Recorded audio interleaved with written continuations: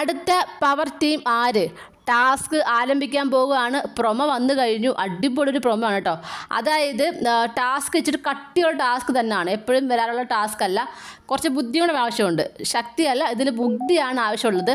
അതായത് ഒരു സ്റ്റാൻഡ് കൊടുത്തിട്ടുണ്ട്. ആ സ്റ്റാൻഡിൽ കൂടെ ബോൾസ് ഇടണം.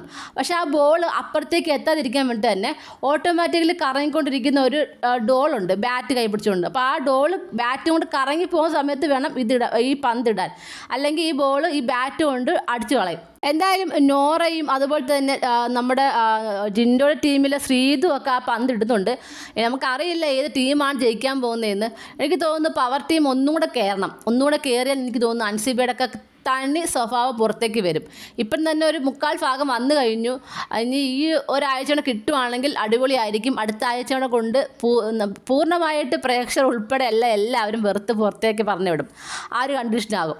എന്തായാലും നോക്കാം ഇനി ആരായിരിക്കും പവർ ടീമിലേക്ക് വരാൻ പോകുന്നതെന്നും എന്താണ് നടക്കാൻ പോകുന്നതെന്നും. നിങ്ങൾക്ക് എന്താണ് തോന്നുന്നത്? ആരായിരിക്കും പവർ ടീമിൽ വരാൻ പോകുന്നത്? നിങ്ങളുടെ അഭിപ്രായം താഴെ കമൻറ്റ് ബോക്സിൽ മറക്കാൻ രേഖപ്പെടുത്തണം. കൂടുതൽ ലൈവ് അപ്ഡേഷനുമായിട്ട് ഉടനെ വരുന്നതായിരിക്കും.